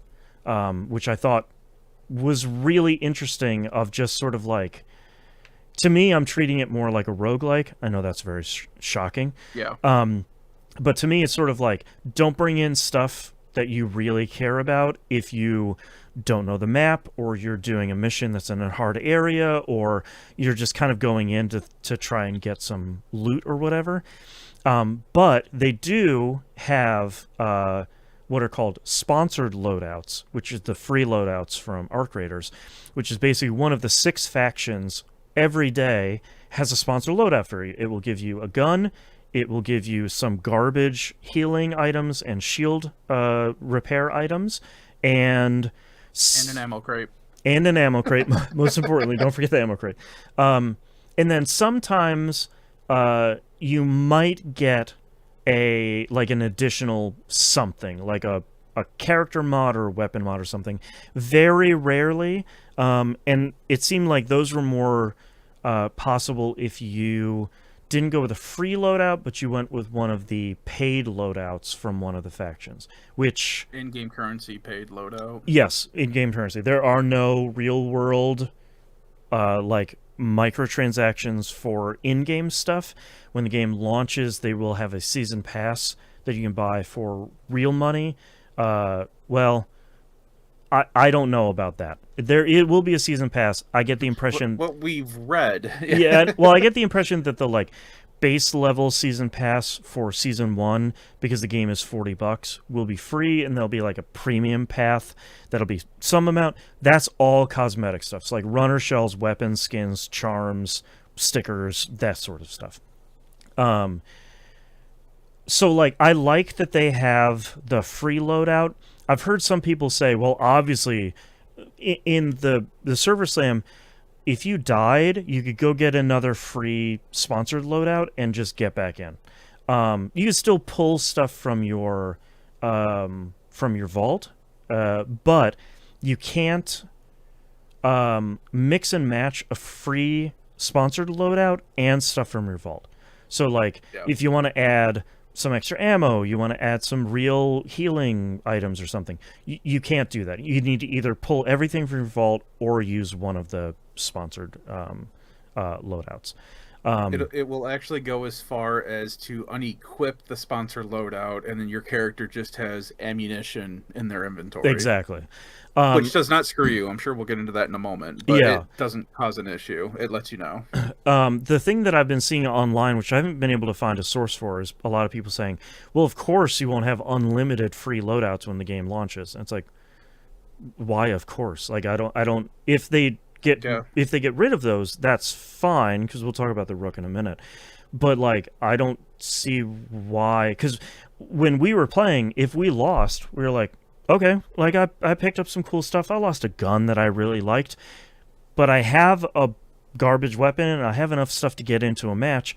It's automatically equipped. Let's just start a new run. Like, let's just get back in there and just start a new one. Like, I lost some stuff, but who cares, because the next run might be good. And if you exfil with that free loadout, those items are yours now. Exactly. So you can throw them in your inventory and grab another free loadout if you wanted to. Right. And sometimes when they don't sell for anything, so you can't really game the system at all really with it. But... And sometimes when you level up with a faction, because you're doing like contracts, which are missions for factions, you're getting a bunch of story stuff, you're getting a bunch of cutscenes and lore and stuff. Every once in a while, when you level up with them, they'll give you like, here's a bunch of healing stuff, here's a bunch of ammo and a cool gun, and a like a premium like a loadout that is themed for Mida or Cyber Acme or New Caloric or whoever else, Sakaguchi. Like, they can give you a specific loadout that just goes in your vault and you can equip that later. The thing that I tried running for a little bit when I was playing solo is there's 6 runner shells, and those are your kind of classes. There's a 7th one called Rook. And if anyone played Tarkov, this is a little bit like Scavs in Tarkov. You go in with nothing. You cannot earn XP or complete contracts for factions. You have one, basically like the lowest end pistol possible. And unlike a solo or trio crew run, where both of those start everybody in a fresh match, unlike Arc Raiders, you cannot join a match in progress. Everybody starts at the 25-minute timer and goes down. Rooks only join matches well in progress, and they are meant to go in and like try to get a bunch of stuff, either from runners that fell or UESC that fell, or stuff that people didn't scavenge out of the environment. Sneak around. Their basic skill is actually they changed their like faceplate to look like the UESC, so you can walk through the PvE enemies without them attracting attention. Try to scoop up as much stuff as you can, and then exfil. So it really is this thing of like, boy, if you have nothing, or you don't have anything that can get you through another match, and like maybe there are no free sponsored loadouts left, you can play as a Rook. You can go and scavenge and clean up the battlefield, bring stuff back, hopefully stick it all in your vault, and then maybe do another run as one of the kind of regular runner shells. So that system seems really cool. I had like one or two kind of fun exfils. I also did have one. I was playing as a rook. I gathered a lot of cool stuff. I found one room in a building where there were 6 dead runners in it. And so, like, basically it was 2 teams that fought and nobody cleared anything. I'm scooping I got a brand new backpack. It's huge. I got a bunch of weapons, got a ton of ammo. Like, I loaded up. And I started making my way to the exfil, and I could hear a lot of gunfire as I got closer. Yeah, I saw this one. Yeah, and I climb up on top of a building, and I see 2 teams fighting it out, and there's a little bit of UESC fighting at the same time. And I'm like, well, I don't really have anything great to fight, and Rook isn't really meant to fight. So, like, I don't really have shields. I don't really have a lot of health. Their kind of ultimate ability heals their health over a long period of time. I'm just going to see what happens. And one team won over the other, and they sort of started the exfil. I don't even know what that thing is called, like a beacon or something. The material transporter or something like that. So they started, it has like a 20 or 30 second timer on it where it's kind of warming up. And then you'll see this really large white ring around it. Once you step into that ring, a 10-second timer starts down, and everything in that ring gets exfiltrated. As soon as I saw they started it, I opened up voice chat. I just pushed the mic button, like the unmute mic button on my PS5 controller, and I said, "Hey, I'm a rook. I just want to try an exfil." Immediately killed me, and I was like, "Okay, cool, great, thanks, thanks so much for that, guys. I appreciate the help here. You gotta treat your rooks a little bit better, people." So like, I was way more into Marathon than I thought. I was pretty worried going into an extraction shooter. As cool as Arc Raiders looks, that was still intimidating from a, like, you die in a run, you lose everything sort of thing. And I have an attachment to a lot of my gear in a lot of these games. So I was worried going into this of, well, God, I'm going to get something that's really cool. I'm going to lose it. And I feel like that's going to be the moment where I'm done with this game. Even in the service lane, like even where it's free, I feel like that would be the moment of like, cool, I had like all purple gear and I had like my fully kitted out loadout. That, like, I lost it all. Like, what, like, why am I playing this? And I think even in this, where I was getting good gear and losing it, I was still like, okay, that's fine. I'll just go back again. Like, I'll do another run, and maybe that one will be successful, and I'll get some more cool stuff. You should have seen how my vault looked, because I had so much crap crammed in there, and I was still only running the free gear. Yeah. Mostly because I wanted to test it all out, too, to see how viable it actually was. But, I am that problem person where it's like, nope, I have 99 of these, what was it, used diode circuits, and that's where they will stay. Yeah, exactly. Moon, you're going to ask a question? Well, it's one of the things that, like, doing the expedition in Arc Raiders has made me better at. I am perfectly happy selling so much stuff in my vault and losing a bunch of stuff, because it's just like, at the end of the day, it's all inconsequential. Nothing is permanent. Life is short, kind of stuff. Right, and I could get something just as good, if not better, on the next run, and maybe I'll successfully exfil that stuff. And also, Bungie has said at the end of every season they're going to do a reset. So every item you have in any loadout, your vault, all of your reputation for your factions, all of your contracts, all of that stuff gets wiped, and you start back at the beginning. I'm sure there'll be some bonus or benefit if you roll over to a new season. I haven't seen anything specific, but that seems really interesting too, of just like, okay, in like 2 months, it won't matter. So like if I had a bunch of bad runs this season and I couldn't get anything started, great, that's fine. But also each of the factions has their own skill tree that you're kind of getting access to as you level up reputation with that faction, and you're like feeding credits, which is the in-game currency, and like stuff you're picking up. You can feed that into those skill trees, and some of them are dumb. Some of them are like, you can fall from higher before you take damage. And I'm like, okay, cool, thanks, great. I jumped off a 3-story building and barely took shield damage. So Yeah. I honestly don't know how high they're expecting you to fall. Right, and then like one of them is like, you loot stuff faster. It seemed to be like 20% faster or something. You level that up 5 times. So it's sort of like, we're like, you heal faster, or you find X, Y, and Z things when you're out and about. So like, and each one of the factions has their own skill tree, and then they call them capstone skills or something. There's like a list of 6 of them. Oh yeah, at the bottom. Yep. Yeah, at the bottom. One of those. That are like, once you upgrade enough stuff at the top, you can kind of get a larger, more impactful thing at the bottom of the screen. And some of them, there's one, I think it's Sakaguchi, if I remember correctly. One of them is like, here are the upgrades for your rook.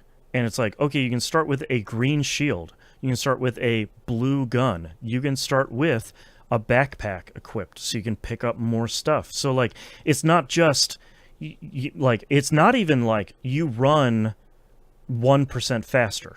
That, from what I could tell, that doesn't exist in those skill trees. It's a little bit like, okay, now Traxxas will sell you 1 shield kit for free per day. And you can like upgrade that so like the shield kits get better. Or now Cyber Acme in their store in the armory will once per day for like 100 credits, which is basically nothing, will sell you an 8-slot backpack every day.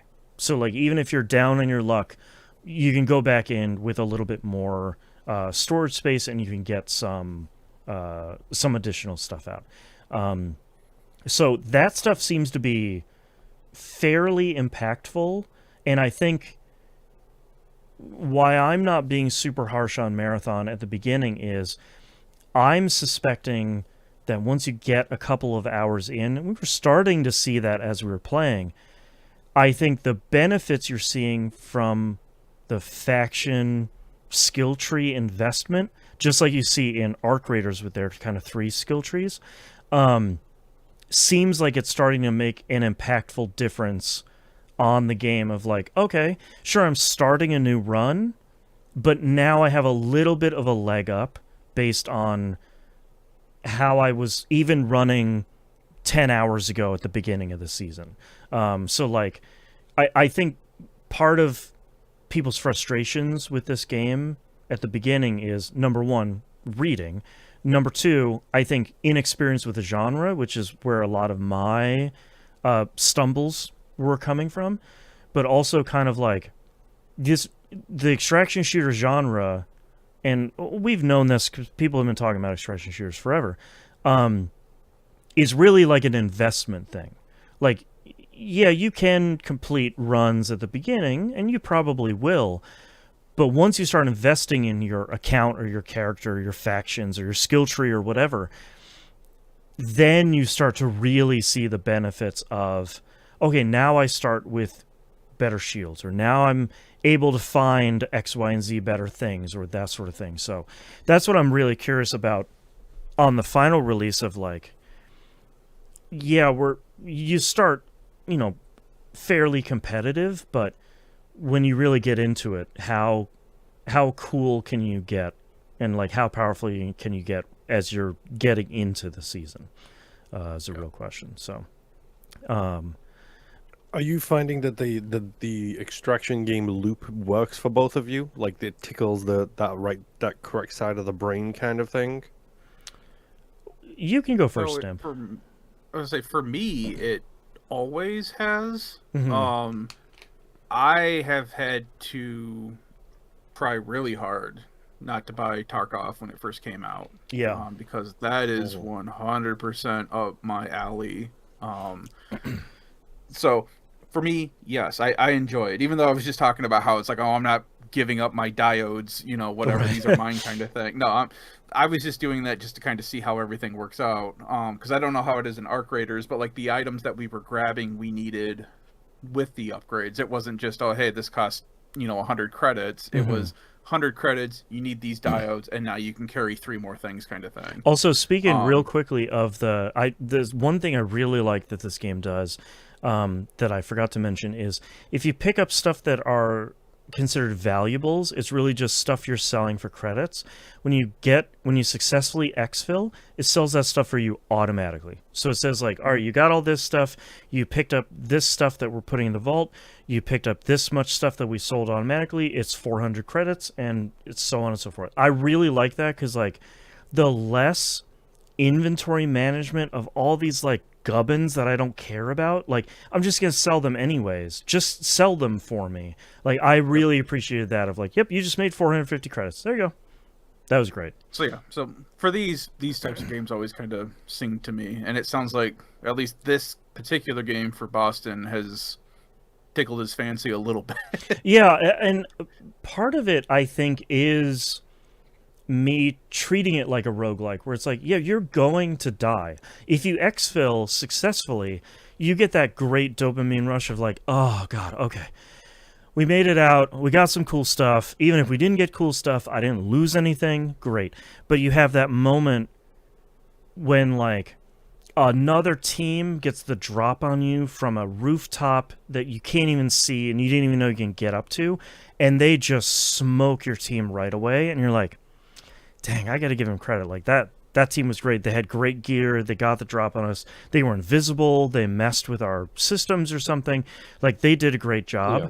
And I lost. I did see the guy who waited for you to finish your quest right outside the building you were in and just murked you. Yep, just blam. It's like, okay, thanks. At least I got to finish it, but okay.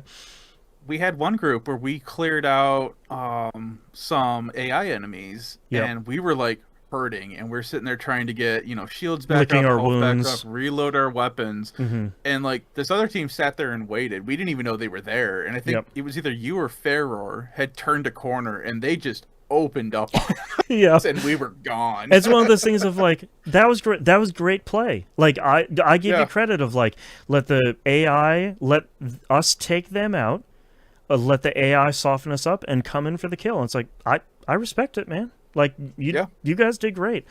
So like I think for me, treating it like a roguelike and treating it like you're going to die, and if you don't, that feels really great. But if you do, that's just part of the game. Like there were some runs where we didn't exfil and I was bummed about it. But I was never like table flipping mad. I was always like, man, I really liked that gun. Like I found a like a long range kind of single fire bolt action thing. It's not a sniper rifle, it was kind of medium range. And that thing was doing some work against the UESC. I was like, we lost that run because like we got jumped by a bunch of people, and I was like, man, it's really a bummer that I lost that gun because I really liked it, but I'm gonna see that gun again. It's not like, well, you got the one gun in the game that you liked and now it won't be back until season 2. It's like, okay, well, now I have a gun that either I could maybe think about buying from the store, again for in-game currency, or maybe if we take out some harder enemies, or we see something cool in the game, or like we're looting a big like high value area, that'll be one I'm looking for because that's a weapon that really clicks with me, and I think that soothes the wound a little bit. I will say though, there were several times where I just needed one item.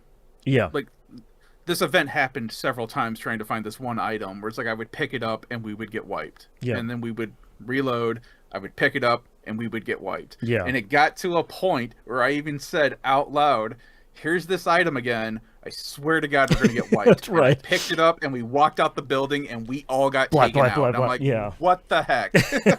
And like part of the thing that's the thing that I think is the genius about the safe pocket. Like, Yeah. if you desperately need something, you put it in that pocket, and then you don't leave with nothing. Yep. Yeah. And part of what I like about how they manage the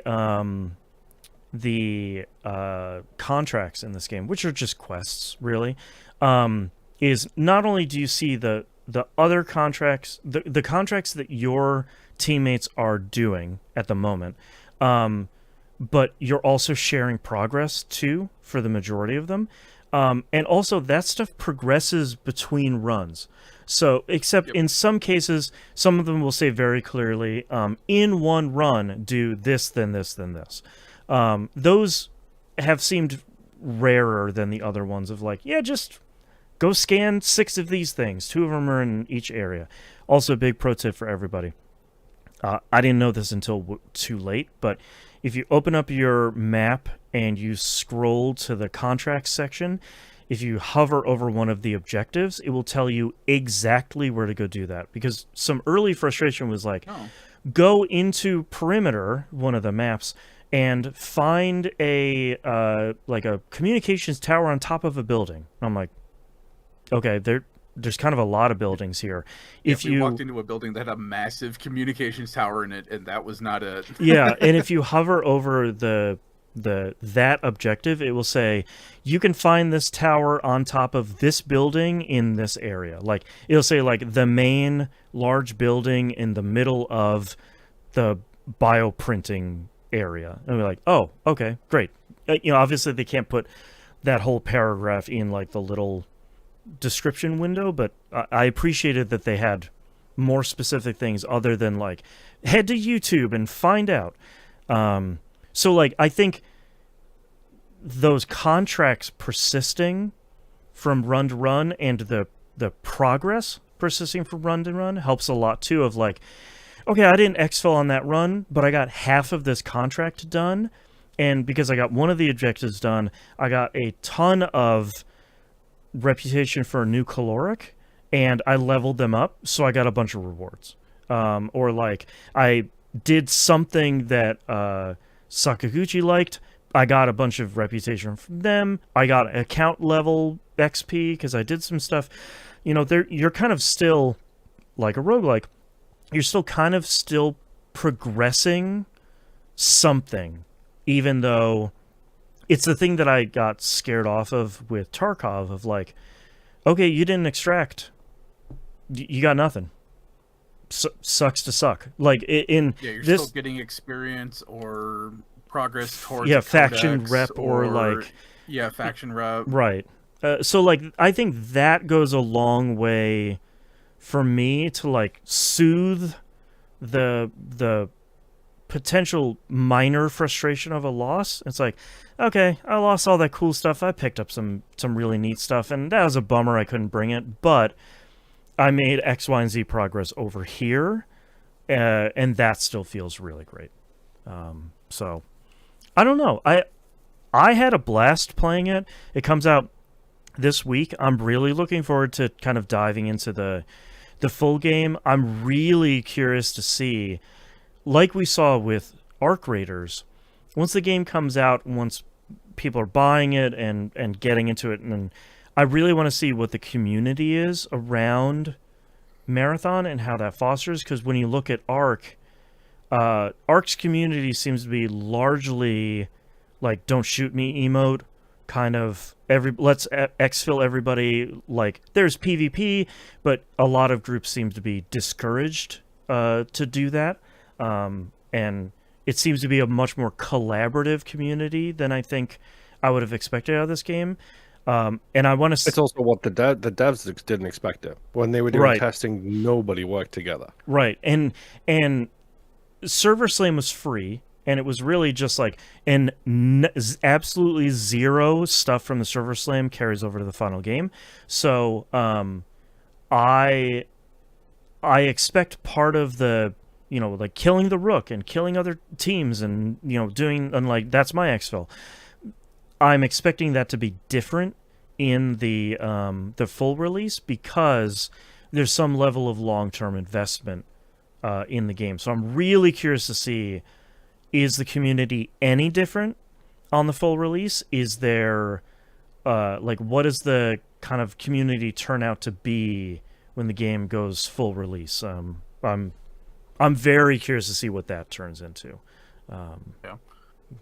So There's two last things that I want to bring up real quick. One, and I don't know how these carry over with other extraction shooters because this is the only one that I've really sat down and played.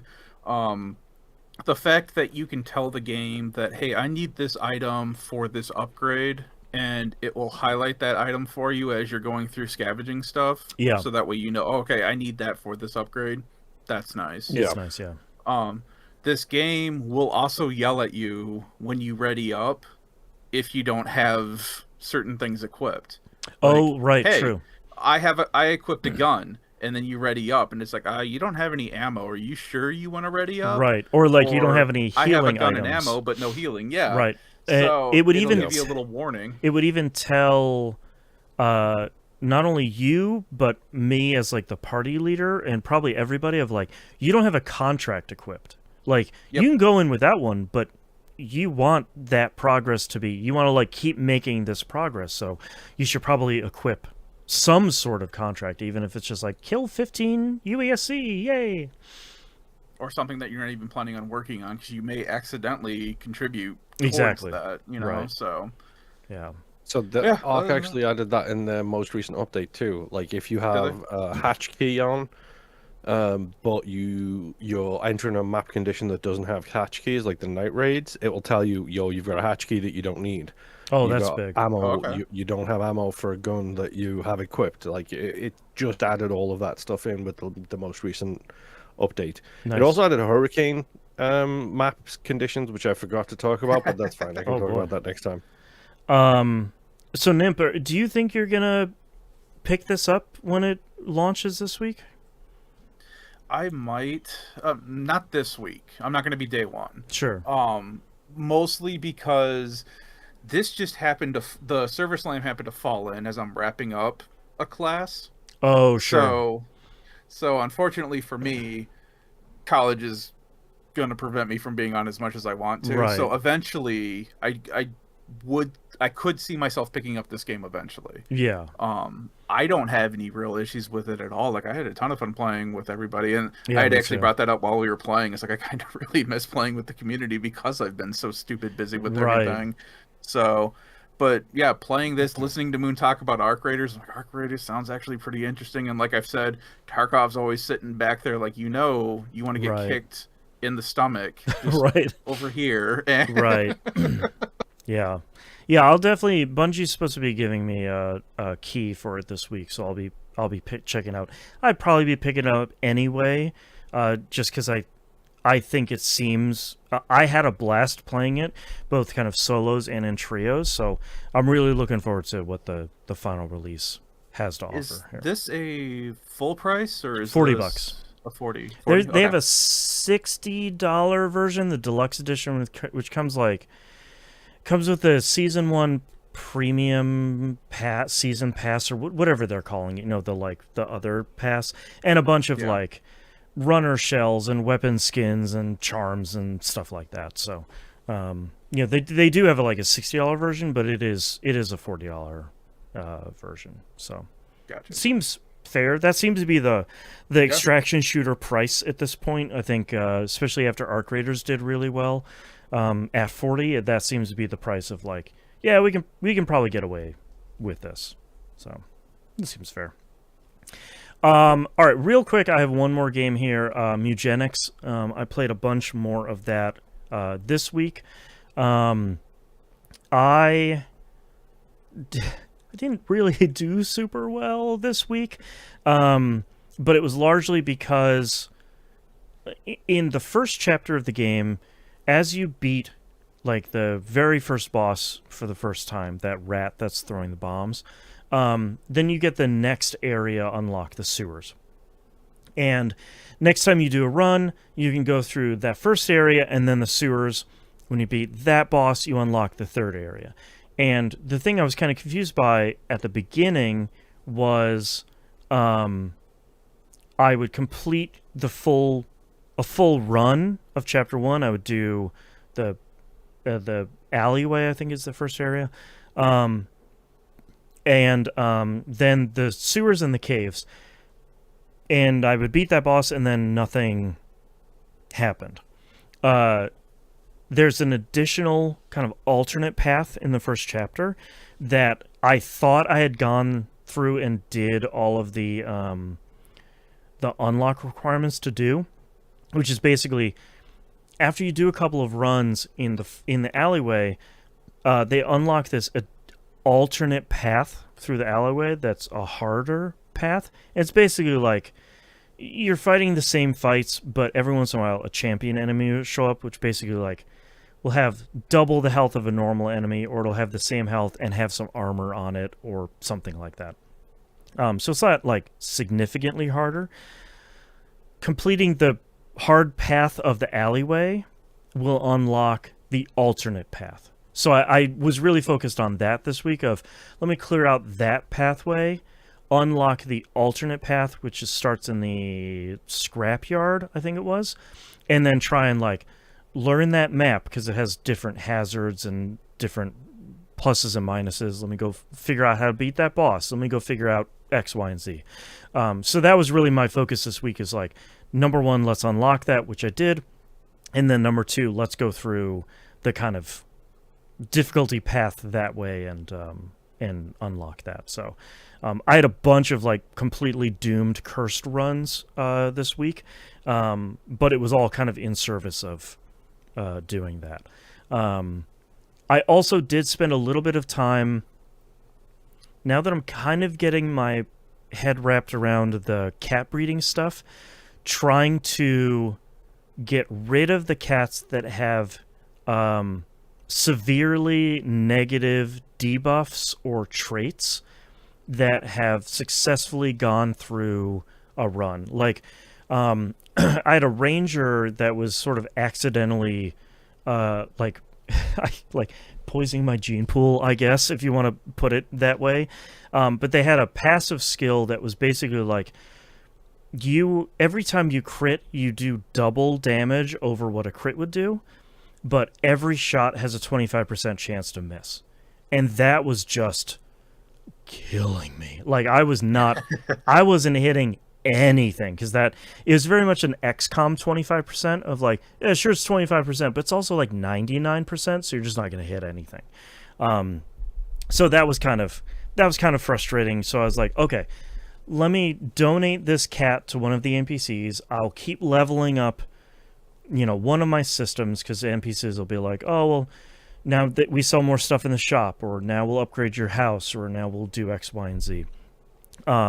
So it still served a purpose, but it was like, okay, I gotta get these bad cats out of my house, and I need to start trying to focus on keeping the good cats around, getting them successfully through a run, hopefully with as few injuries and negatives as possible, and then trying to build up like a stable of much better cats. So I feel like that stuff sort of started clicking for me this week.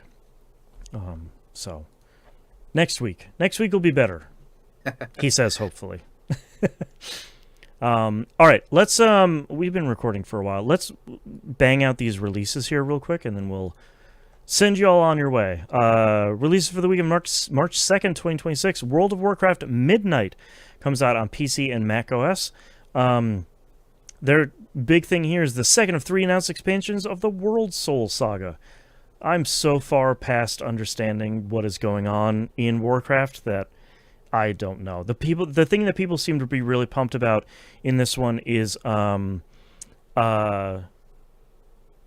player housing, which I know is still like a sore spot for a lot of MMOs. So that seems to be the big thing here, but I kind of don't really... Nothing else in there seems really super impactful. I don't know if you guys have seen anything about this. Being able to build and design your own home, or... I kind of can't tell, because when I looked into it, a lot of people were just like, oh my god, there's player housing! It's like, yeah, cool, but is it like... It's like a Warframe dojo where you're like designing it and stuff, and like, player housing! That's what I was wondering, because like Final Fantasy XIV had like clan housing, and then there was like individual player Right. housing, if I remember correctly, that you Right. just stored your stuff in, and you could like put your tchotchkes all over the place. Yeah, I can't really tell, so I don't Okay. know.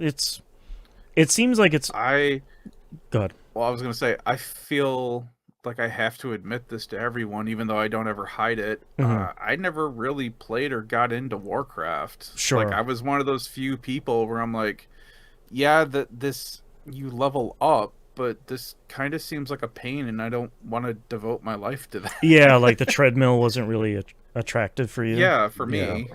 Yeah. I played too much World of Warcraft. I can't I go can back. see how it gets addicting. Yeah. Look at my Disgaea collection. Right. But... Right. Yeah. So that's coming out this week. Next up is Legacy of Kain Defiance Remastered. Comes out PS4, PS5, Xbox One, Series Console, Switch 1, Switch 2, and PC. It's a remaster of Legacy of Kain Defiance. It looks really good. They also have the like switching between the original the original graphics and the new one. But the remasters of all this stuff has been well regarded and looks great and runs great and sort of keeps the original game intact. So I like the fact that the trailer said the final chapter remastered, like there wasn't an MMO game for it. Right. A wink. Yeah. But yeah, that Always seems keeping Eidos alive. That's right. Yeah, somebody's got to remember Eidos. Next up, we have Scott Pilgrim EX comes out PS4, PS5, Series consoles, Switch, PC, and Linux. This is a Tribute Games game. They make incredible pixel art, hack and slash beat 'em up. Or that one time they made a Monster Hunter game, which people just really didn't understand. But like the other Scott Pilgrim game, it looks like a co-op beat 'em up sort of thing. So I think this looks super cool. Tribute makes great games, and it's nice to see another Scott Pilgrim game come out. So that's cool. Scott Pilgrim EX coming out this week. We just talked about Marathon coming out PS5, Series consoles, and PC. Again, that is a $40 game. On consoles, it does require like PS Plus. What's the online? Okay, here's the question. What's the status of playing multiplayer games for free on Xbox? Is that a thing? Generally speaking, yes, but now it's being rolled into the basic Game Pass membership. So Say, I thought if you're asking, does it need Xbox Live? It doesn't need gold. It needs basic Game Pass for it. Oh, okay. So you do need a 4-pay subscription, yes. on both PlayStation and Xbox. Okay. So I'm assuming so. I don't know if they've said that you need it for the Xbox version, but you probably do. Their messaging has been on consoles you need a like 4-pay subscription something. Like there's been kind of a weird messaging around it, and that's why I was asking of like, okay, what does that look like on Xbox nowadays? Because I feel like for a while they were like, oh, Xbox Live is free, no big deal, and then seeing that messaging was like, okay, yeah, but is it still free? Yeah. Okay. So keep that in mind if anyone's looking to play Marathon. If you want to play Marathon with us, check out the Marathon channel on the Discord server. And it is cross-platform. Yes, Across all platforms, I believe. Yeah, cross-platform, cross-progression, the whole thing. We didn't talk about that. We were playing on multiple platforms, and the game was just like, just people can join your party, you can invite, whatever. We don't care. So a lot like Destiny did, where it's like, it doesn't matter where people are, just they can play together. I didn't need to provide a friend code, or I didn't need to make my Bungie account and access Bungie friends. And yeah. So that stuff did really work really well. So I'll be playing that this week. So check in next week for full release details. Planet of Lana 2: Children of the Leaf is coming out PS4, PS5, Xbox One, Series consoles, Switch, Switch 2, and PC. Planet of Lana, the first one, I feel like it was kind of a surprise runaway hit of one of those kind of like 2D. It reminded me a lot of like Limbo, where you're kind of like platforming from left to right. You have like a little a little buddy. You're kind of going through landscapes that are huge and kind of cinematic. So it's no surprise they're coming out with a second one, but this one looks pretty cool too. I never did. Any of you guys play the first one? I never did. No, I did not. Nope.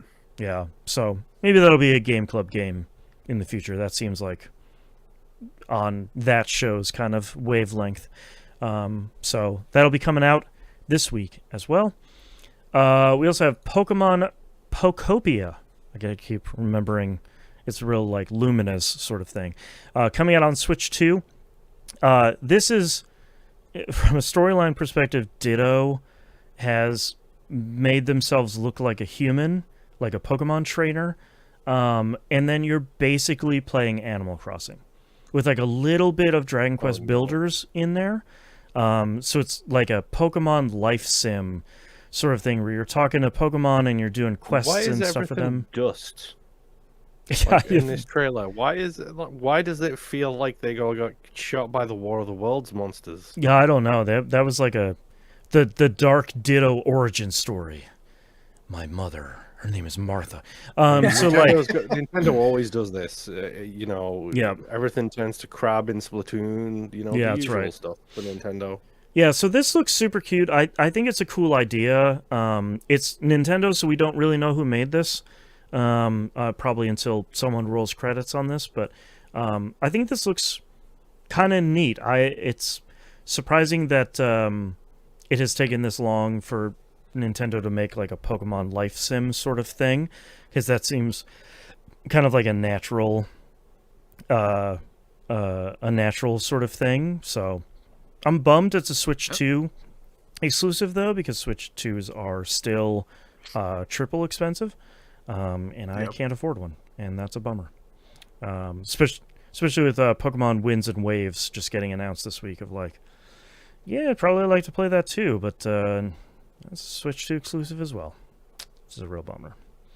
I'm really enjoying the fact that the Ditto is just taking everyone's powers to do whatever it needs to do to make whatever home it's making for all these Pokemon. Yep, it's a really fun idea. Like it's one of those things of like, yep, that tracks. That's a good choice. You guys came up with a good one. So that's Pokemon Pokopia.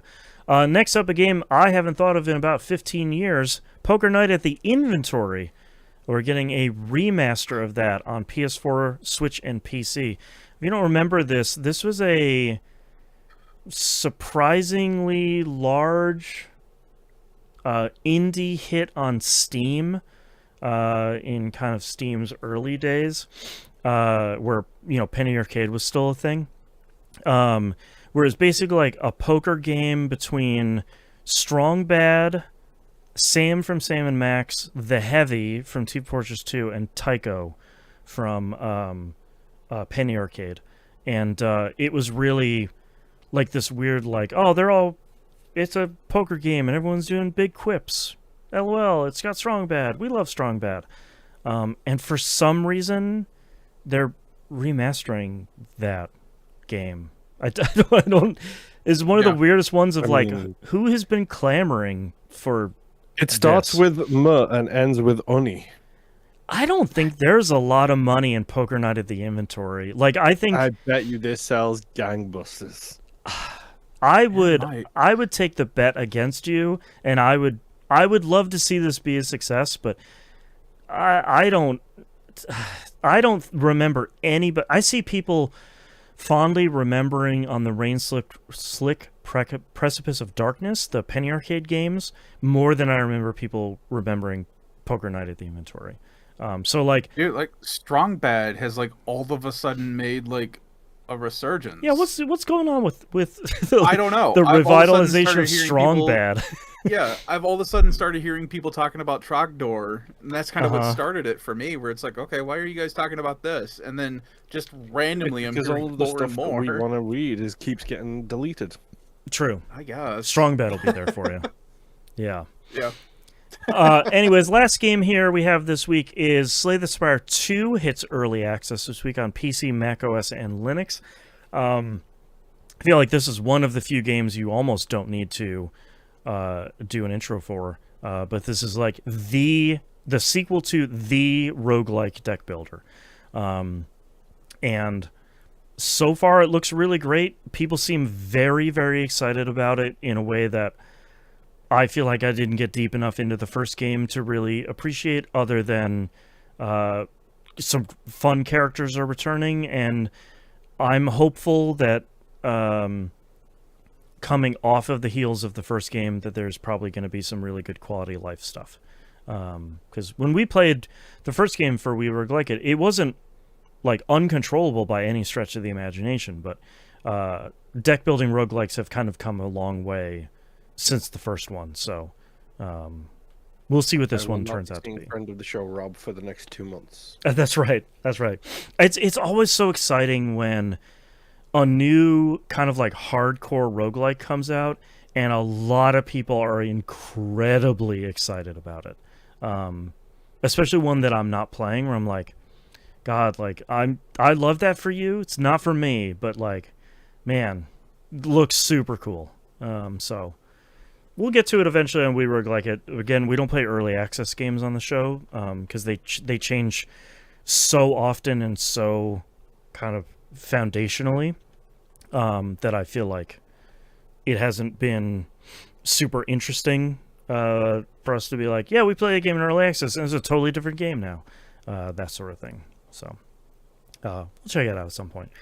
All right, that's all the releases for this week, which means we're at the end of our episode. Thank you for listening. If you'd like to visit us, you can do so at tvgp.tv. Everywhere to find and follow us is on the right-hand side of the page. Don't forget to join the Discord server, discord.tvgp.tv. If you'd like to support our show, you can do so at patreon.com/e1m1 or e1m1.cash. Those ones are the numbers. The $5 a month tier is a recommended tier. That's why we call it fun for a $5. That gets you everything, anything above and beyond that is greatly appreciated. If you can't support us over there, please go rate us positively on your podcatcher of choice. Again, that really, really, really helps any podcast you love. That really helps more people find it in the algorithm.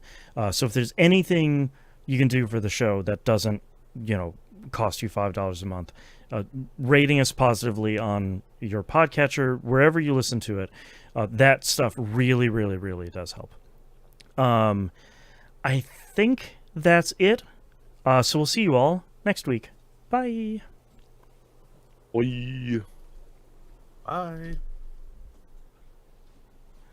This is just completely blinding me. All right, Nimp. What are your titles? I have, after I clear my throat, Good Quick Achievements, Framping, Hats for Your Chicken, Chicken AI, Yep. Silkworms Printing, Poisoning My Gene Pool, and XCOM 99%. Okay, Moon, what do you have? Like you've never seen it before, Don't Buy This, Chicken AI, The Voyage, if you will, Silkworms 3D Printing, and Nothing is Permanent. Gotta write down Silkworms 3D Printing.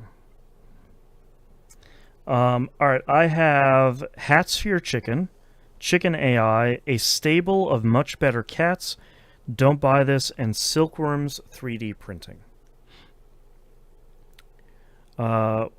I checked the ones that shared in our list: Hats for Your Chicken, Chicken AI, and Silkworms 3D Printing. Is there anything that's standing out for us? I do think Chicken AI was kind of funny to me. Chicken AI is very funny. Yeah, we can do Chicken AI. I'm good with that. I have And I'm ready. Oh. Yeah, I can go. All right. Starting in 3, 2, 1. This is That Video Game Podcast, episode 958 for March 2nd, 2026. Chicken AI. Generate the box. I want to see what the LM does for that. All right. Thank you so much, everyone, for listening and watching. We do greatly appreciate it. We've been up here recording forever, and it's super hot. So we'll see you all next week. Bye.